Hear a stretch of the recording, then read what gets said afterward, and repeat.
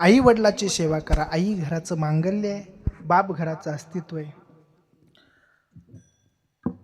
आई घराचा पाय आहे, बाप घराचं अस्तित्व आहे. महाराज म्हणतात आईची सेवा करा. खऱ्या अर्थानं आज ज्या समाजामध्ये महाराज ज्या व्यक्तीची आई जिवंत नाही त्याला विचारा महाराज आईची किंमत काय आहे. आज ज्यांचे वडील नाहीत त्यांना विचारा वडिलाची किंमत. खऱ्या अर्थानं महाराज ह्या कुटुंबावर खरंच महाराज आता खूप मोठं संकट आहे. वडिलाचंही छत्र नाही महाराज या मुलींना, 7 मुलींना, आणि आईचंही छत्र हरपलेलं आहे. खऱ्या अर्थानं महाराज म्हणावं लागेल स्वामी तिन्ही जगाचा आई विना भिकारी. खऱ्या अर्थानं ज्याचं आई नाही ना महाराज त्याचं या जगाच्या पाठीवर दुसरं कोणी नाही. म्हणून महाराज आई आईच असते, बाप बापच असतो. हो, तुम्हाला महाराज देवाची भक्ती थोडी कमी करता आली तरी करा, पण महाराज आईची जास्त, आई वडिलाची सेवा करा. महाराज माग तुकाराम मुंढे साहेब म्हणून आहेत बघा. मुंढे साहेबांनी महाराज आई गेल्याच्या नंतर त्यांनी आईचं श्राद्ध केलं नाही, काय माणसं जेव घातले नाही. त्यांना पत्रकारांनी विचारलं तेव्हा ते म्हणले माझ्या आईला जिवंतपणीच मी एका शब्दानं सुद्धा दुखू दिलं नाही, आणि ती गेल्याच्या नंतर दुसऱ्याला घालून फायदा काय. तसं महाराज जोपर्यंत आता तुमचे आई वडील आहेत ना तोपर्यंत तुमच्या आई वडिलाची सेवा करा. हो, म्हणतात ना महाराज आई काय असते 2 मिनिटाच्या कवितेमधून मी तुम्हाला सांगून जाईन. विकू द्या थोडा.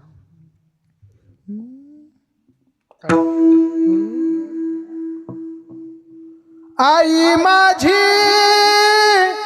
मायेचा सागर दिला तिने जीवनाला कार. आई वडील माझे थोर काय सांगू त्यांचे उपकार. जीवनाच्या वाटेवरती किती असतो त्यांचा आधार. आई माझी मायेचा सागर दिला तिने जीवनाला कार. तडपडत्या उन्हात आणि रखरख त्या रानात राहिलीस माझ्यासाठी तू ग कष्टाच्या घामात. कधी मिळेल मुठभर घास, कधी घडेल तिला उपवास. ओल्या मातीतून चालताना तुडविले काट्याचे फास. आई माझी मायेचा सागर दिला तिने जीवनाला कार. नभेची तू चांदणी तुग चंद्राची कोर. शीतल तुझी छाया तुला हवी दोरून. तुझ्या शीतल छायेमध्ये खूप आयुष्य मी जगेन. आई तू ग देवापासी, आई तुलाच ग मी मागेन. आई माझी मायेचा सागर दिला तिने जीवनाला कार. एका सज्जनो, आई वडिलाची सेवा करा. आई घराचं मांगल्य आहे, बाप घराचं अस्तित्व आहे. महाराज बापाचा काही अधिकार सामान्य नाही. हो, पिशवीतून 10 रुपये काढून देणारी आई प्रत्येक मुलाच्या लक्षामध्ये राहते, पण पात्रता नसताना मुलाच्या ॲडमिशनची फी 2-2, 3-3 लाख रुपये जेव्हा हा पहाडासारखा बाप भरतोय ना, तो बाप कमी लोकांच्या लक्षामध्ये राहिला. मी सांगेन तुम्हाला आईची माया लेकरावरती खूप असते. आईचं सामान्य नाही महाराज आई. हो, पण त्याच्या पाठीमागं आपण बापाला विसरून चालता येणार नाही. हो, बाप तो बाप असतो महाराज. बाप काय असतो 1 मिनिटाच्या कवितेमधून सांगून जाईन मी, तुम्हाला वेळ घेणार नाही. लवकर सेवा समाप्त करायची आपल्याला. बाप स्वाभिमानी बाळा, बाप कणखर कणा. त्याच्या काळजात सुद्धा लाजाळूची संवेदना. त्याची पहाडाची छाती, त्याचे हृदया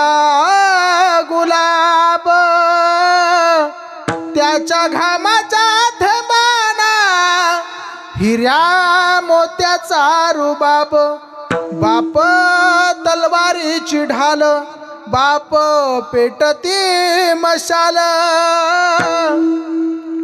बाप जागतो म्हणून घर झोपते खुशाल, उलाढाली करतो हा बाप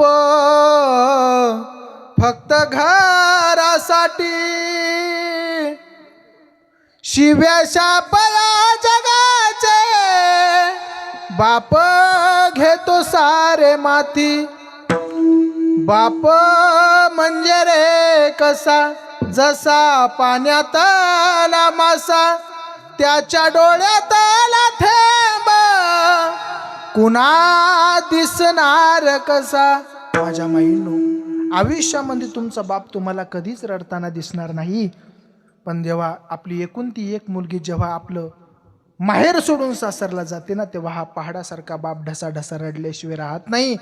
म्हणून महाराज म्हणतात ना, बाप साठवितो अश्रू फक्त एका क्षणासाठी, जन्मभराचे रडतो लेक जाताना सासरी, लेक जाताना सासरी.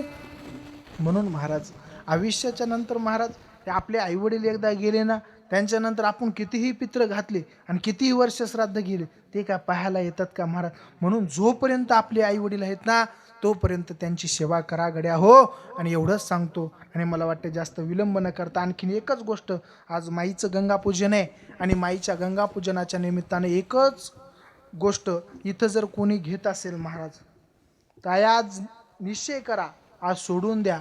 महाराज तुम्हाला दारू गिर प्यायची असेल, व्यसन करायचं असेल तर हरिनामाचं करा. या हरिनामाची नशा चढवा. महाराज या हरिनामाची काय नशा आहे आज या व्यक्तींना विचारा महाराज. हो, एकदा चढली की आयुष्यभर उतरत नाही. म्हणतात ना, महाराज तुम्हाला दारू प्यायची असेल ना, तिचं एक नाव सांगतो ऐका.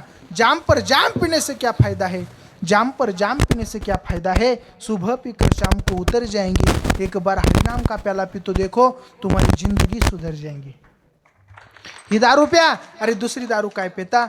पण महाराज माऊली महाराज एक वैशिष्ट्य आहे, नेमकं जे लोक दारू पितात बायका त्याहीलतले चांगल्या भेटतात हो. वैशिष्ट्य आहे महाराज.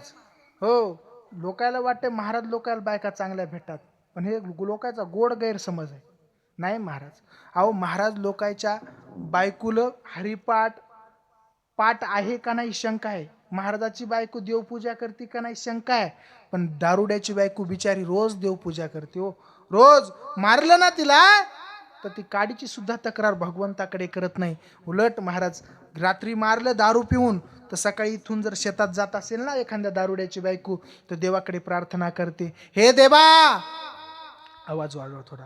एका दारुड्याची बायको जगाच्या मालकाकडे काय प्रार्थना करते ऐका, सर्वांगाचे कान करून ऐका.